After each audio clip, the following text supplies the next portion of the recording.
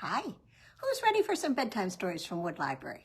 Bernard's here, I'm here, I've got a pile of wonderful books, so let's get started. Our first book is, well, kind of a mystery. It's called Where Are My Books? It's written and illustrated by Deborah Ridpath, and it's published by Simon & Schuster Books for Young Readers. She might pronounce that Ohi. Well, Spencer loved books. His favorite bedtime book was Night Night Narwhal. Sometimes he read it aloud. Every night Spencer put the book back where it belonged. That way he'd always be able to find it. Until one evening, "Where's my book?" Spencer looked everywhere, but it was no use. Night Night Narwhal was gone. Well, that evening he chose Tenacious Todd, and it was okay. But Todd was a toad, and toads were amphibians, and amphibian books were supposed to be right after lunch storytime books. Well, when Spencer woke in the next morning, Tenacious Todd was gone. And every morning, another book was missing. Next to go was Send in the Clownfish. And then Beluga Beluga vanished. And Sea Monkey and Bob went missing. Things were just getting out of hand. Spencer vowed to find out what was going on. Now, Father didn't know what had happened to Night Night Narwhal. And Spencer's mother had no idea either. Nor had she seen Tenacious Todd, Send in the Clownfish, Beluga Beluga, or any of Spencer's other missing books. That left only one person, his sister. "Where are my books?" he yelled. And his sister cried, "Wah!" So Spencer had to have a tea party with her. It was time for a new plan. So that night, Spencer set a trap with his copy of Space Frog Sam. He tied string around it and also around his toy narwhal. And then he put the book on the shelf and had the narwhal under his arm, and he went to bed. And the next morning, it was time for Spencer to get his books back. "Where are my books?" he yelled. Spencer ran faster. The thief was just around the corner. "Aha!" he said. "That's mine."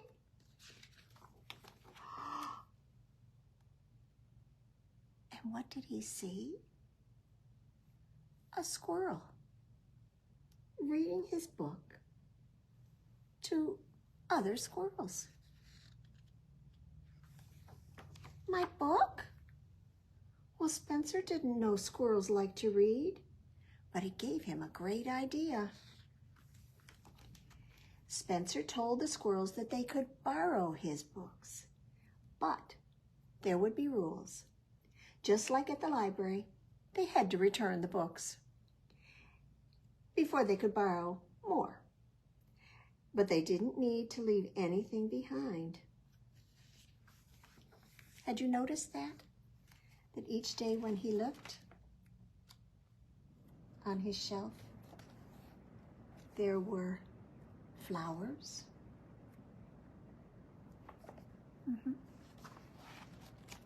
Can you guess who was leaving those?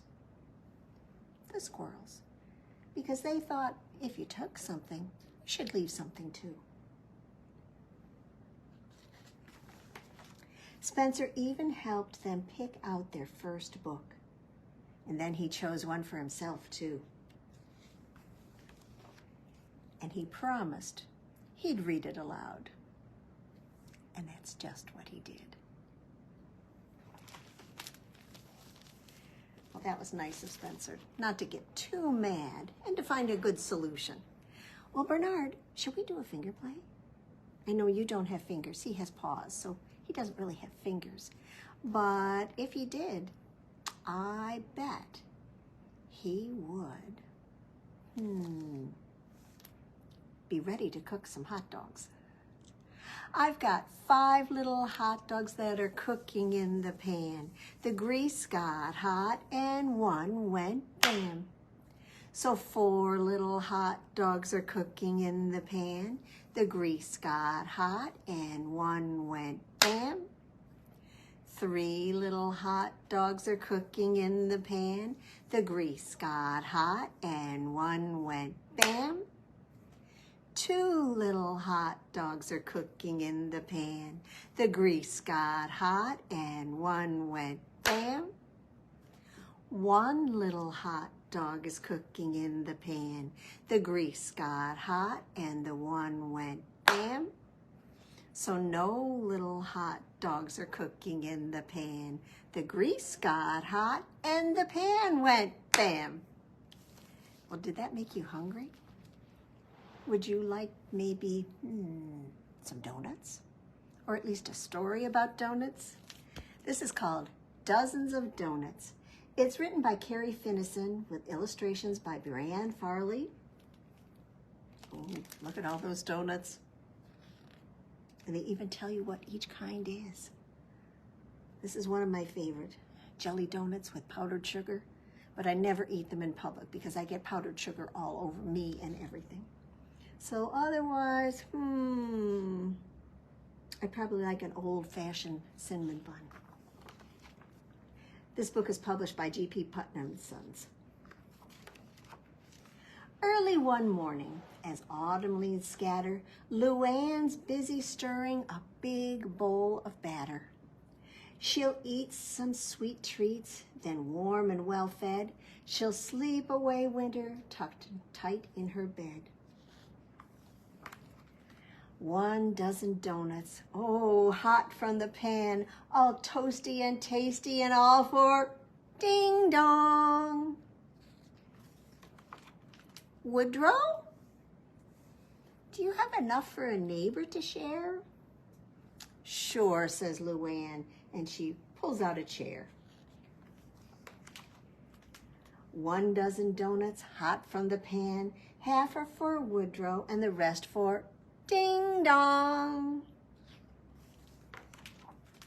Clyde? Luann, feeling generous, offers her plateful. Doughnuts? Oh, my favorite, says Clyde. I'm so grateful. You're welcome. Dig in. I'll make more, says Luann. She measures and mixes as fast as she can. 1 dozen doughnuts, hot from the pan, a few for her friends and the rest for ding dong. Topsy? I smelled something good. Can I hang for a while? Luann says, come in, but she's lost her big smile. Delicious, says Topsy, and she gulps down a swallow. Luann's heart feels warm, but her belly feels hollow. Well, 1 dozen doughnuts hot from the pan, some for each friend and the rest for, oh no, ding dong. Moufette? Moufette is so shy that she hides in a shrub. Luann heaves a sigh and says, come join the club. When her guests eat the doughnuts, Luann starts to worry. She cracks her last egg and pours milk in a hurry. The last dozen doughnuts, hot from the pan, a pair for each friend, and there's more for ding dong. Chip and Chomp?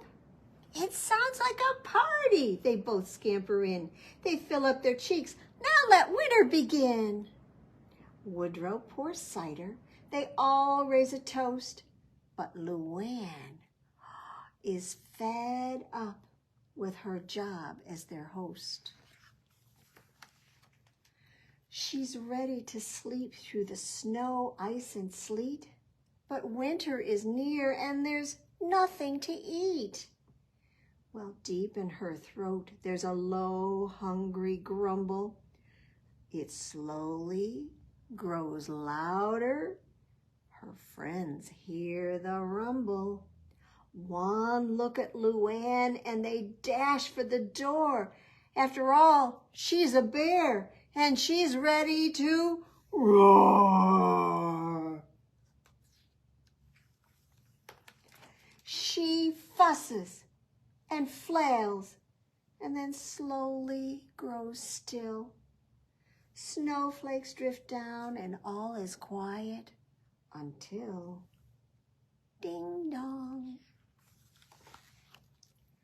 Peeking outside, Luann blinks in surprise. Why, her friends have come back and they all brought supplies. We counted the doughnuts you made us, so many, and that's when we noticed you didn't get any. Topsy ties aprons and they prop Luann's feet. Chip measures, Chop mixes, Moufette checks the heat. Dozens of doughnuts, hot from the pan, stacked up in heaps, and they're all for Luann. But her friends have made more than enough for one bear. She has plenty to eat, and she's happy to share. Oh, do you remember what it looked like at the front of the book? There's still one of my favorites left, but you have to be quick, or else all those animals, or maybe Luann, might get them before you do. Well, should we do a finger play about, well, shaking? Can you shake, shake, shake your sillies out? Shake, shake, shake your sillies out. Shake, shake, shake your sillies out and wiggle your waggles away. And can you clap, clap, clap your crazies out? Clap, clap, clap your crazies out. Clap, clap, clap your crazies out and wiggle your waggles away.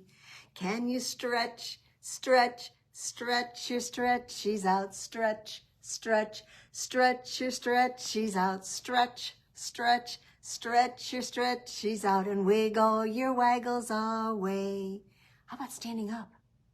Because it's time to jump, jump, jump your jiggles out. Jump, jump, jump your jiggles out. Jump, jump, jump your jiggles out and wiggle your waggles away. Can you yawn?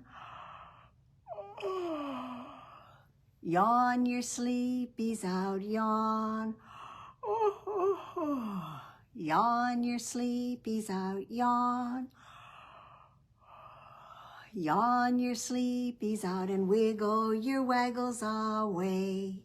Can you shake, shake, shake your sillies out? Shake, shake, shake your sillies out. Shake, shake, shake your sillies out and wiggle your waggles away.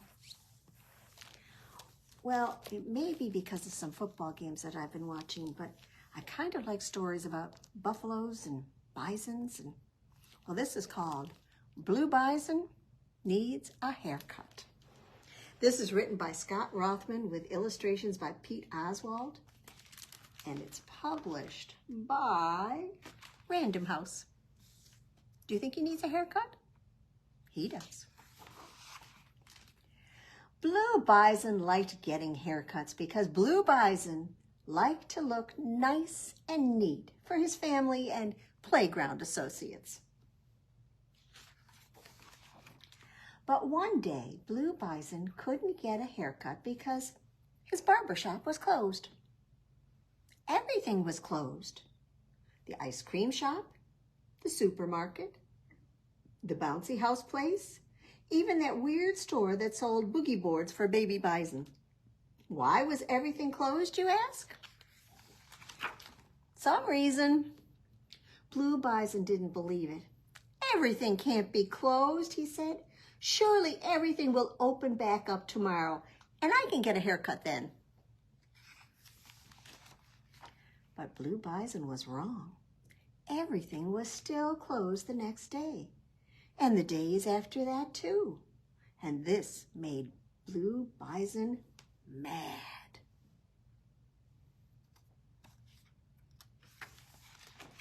So he rammed his head into a nearby rock. Thud! Hey! Blue Bison's dad, Brown Bison, yelled. That's my ram rock. Blue Bison's mom, Burgundy Bison, told them, enough with all the ramming. Exactly what she said. Enough with all the ramming, she said. Oh, but I really need to get a haircut, said Blue Bison. No, you want to get a haircut. You don't need to. I can cut your hair, said Blue Bison's little sister, Bubblegum Bison. Can you guess how she got her name? Well, Blue Bison wasn't listening anymore because Blue Bison got an idea. Blue Bison went to his barber's home and offered him a deal. If you give me a haircut super quick, why, I will give you these tasty and herbaceous grasses commonly found in the prairie, which we bison like to eat. Bison? Said the confused barber. I thought you were a buffalo. It is confusing. I get that a lot, said Blue Bison, as we're both large, horned, ox-like creatures, but buffalo don't have these huge humps on their shoulders or such giant heads. And they also have larger horns, though ours are much sharper. But the barber really wasn't interested, and he wasn't listening anymore. Slam went his door, and this made Blue Bison sad. And when Blue Bison got sad,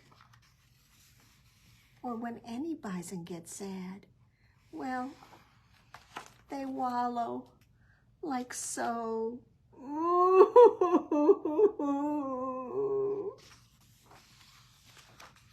Well, Blue Bison's family and playground associates tried to cheer him up. I think you look great, honey, said his mother. Yeah, buddy, your hair is fine. I know we're only associated with each other through our time in the playground, but we too enjoy the length of your hair, said the birds, who'd built a nice nest right in it. Can I cut your hair? Bubblegum Bison asked as she rolled out a lawnmower that she had found. Well, Blue Bison laughed at the idea of his little sister cutting his hair with a lawnmower because it was so utterly ridiculous. And just by laughing, Blue Bison felt a little bit better. Blue Bison felt so good that he went out and played tag for hours with his little sister. And then hide and seek. And then dolly smash before they both conked out for the night. And when Blue Bison woke the next day, he realized he didn't care what his hair looked like. There were more important things than having nice and neat-looking hair. And then Blue Bison looked in the mirror. And what did he say? Ah! Who did this? You like your new haircut, Blue Bison? Called Bubblegum Bison outside with the lawnmower. Well, Mom and Dad looked at Blue Bison and they waited for him to ram his head into something very hard. No, I don't like it, Blue Bison bellowed. I love it. And he did. Sometimes you just have to give a new haircut a little time to grow on you. Well, we're going to have a story about a bed next, but I think we ought to have some monkeys jumping on our beds. So can you get your 5 little monkeys ready? I've got 5 little monkeys who were jumping on the bed. When one fell off, oh, he bumped his head. So his mama called the doctor, and the doctor said, no more monkeys jumping on the bed. So 4 little monkeys are jumping on the bed. One fell off and bumped his head. So mama called the doctor, and the doctor said, no more monkeys jumping on the bed. So 3 little monkeys are jumping on the bed. One fell off and bumped his head. So mama called the doctor, and the doctor said, no more monkeys jumping on the bed. So that meant 2 little monkeys were jumping on the bed. One fell off and bumped his head. So mama called the doctor, and the doctor said, no more monkeys jumping on the bed. And that left 1 little monkey who was jumping on the bed. When she fell off, oh, she bumped her head. So her mama called the doctor, and the doctor said, no more monkeys jumping on the bed. No more monkeys. But we're going to have not a buffalo, but a bison. There's a bison bouncing on the bed. This is written by Paul Bright and illustrated by Chris Chatterton, and is published by Tiger Tales. Do you bounce on your bed? I don't want to know. Well, Big Brown Bison is bouncing on the bed, and the bed starts to bend. The bed starts to shake. I really hope the bed won't break. Aardvark says, that looks like fun. I think there's room for more than one. And Chipmunk says, oh, I'll jump with you. I'm sure there's room for more than 2. Then Beetle says, where is Beetle here? Oh, there she is. Make way for me. There must be room for more than 3. Oh, what a thump and a bump they make. I really hope that bed won't break. Oh, what a frightful noise. What a big mistake. I knew that bed was bound to break. Now Bison says, look what you've done. It was all right with only 1. And Aardvark says, oh, it must be you. It didn't break when there were just 2. Chipmunk says, it wasn't me. The bed was strong enough for 3. Stop, shouts Beetle. It's still shaking. Yes, it is. That bed is quaking. Can't you see? There's no mistaking. Something in that bed is waking. Oh, Grizzly Bear, for that's his name, wakes up and says, you're all to blame. You've all been bouncing on my bed and on my tummy and on my head. Now find a hammer, nails, and glue and make my bed as good as new. So they fix and mend until it's done. Now, growls Bear, it's time for fun!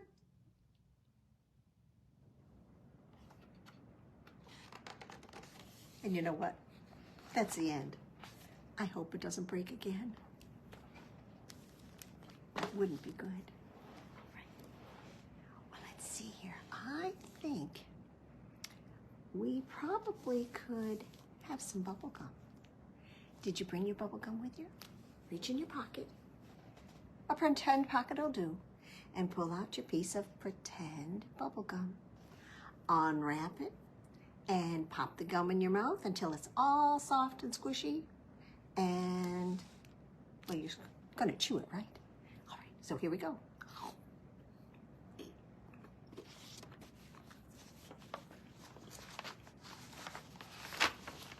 I'm getting our flannel board story ready.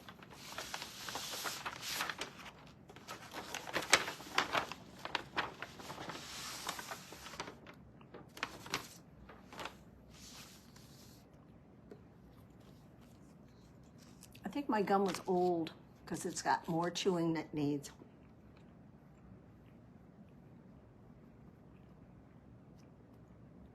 Is it ready yet? I certainly hope so.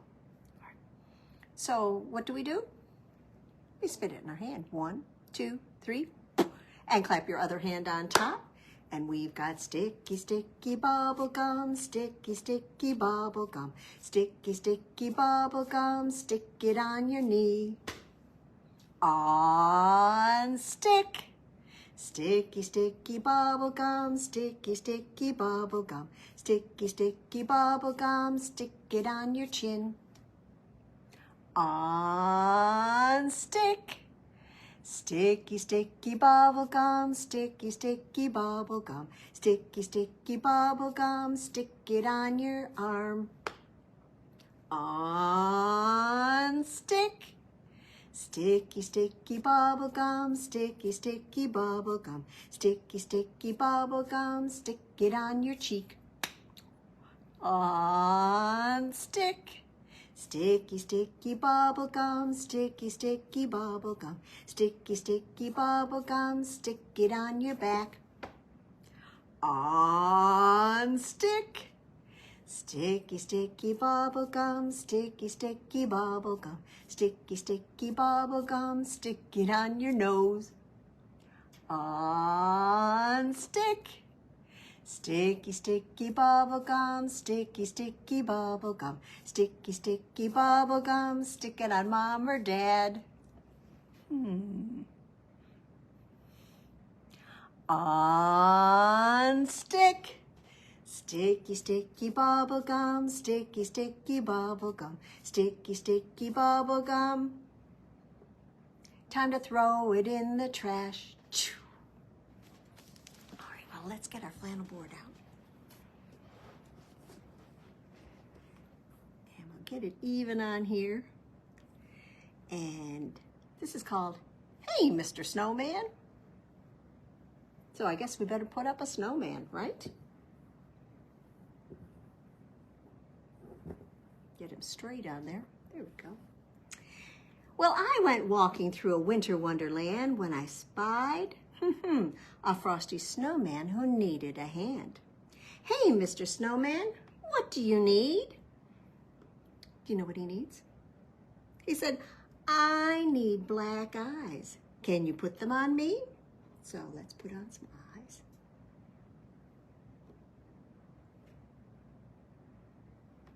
Okay. Hey, Mr. Snowman, what do you need? I need a carrot nose. Can you put one on me? So let's add a nose. Hey, Mr. Snowman, what do you need? I need a black top hat. Can you put one on me? I just happen to have one here. Hey, Mr. Snowman, what do you need? I need some stick arms. Can you put some on me? Guess what I have here? A stick arm. And another one.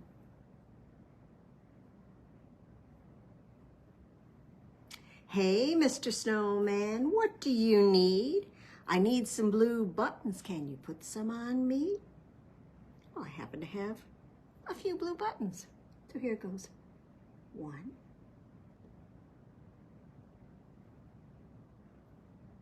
2, 3. That looks good. Hey, Mr. Snowman, what do you need? I need a red scarf. Can you put one on me?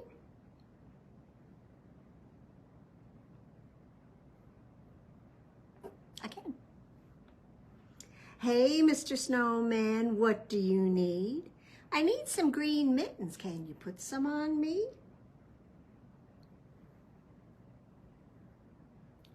Sure can. Hey, Mr. Snowman, what do you need? I need some yellow boots. Can you put some on me?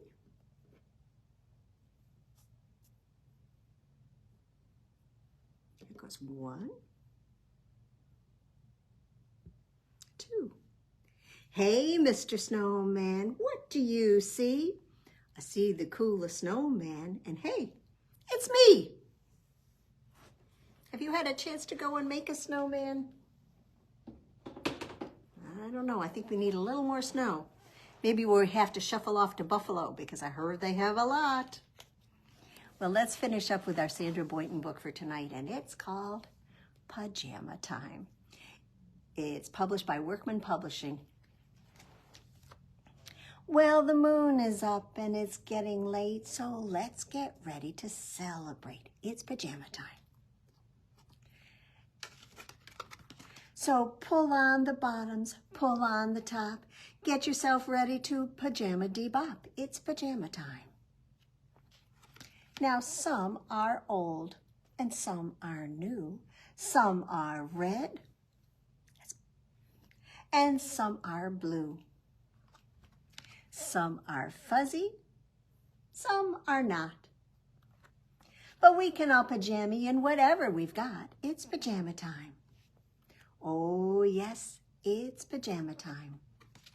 Now some are pink and some are green and some are the ugliest we've ever seen.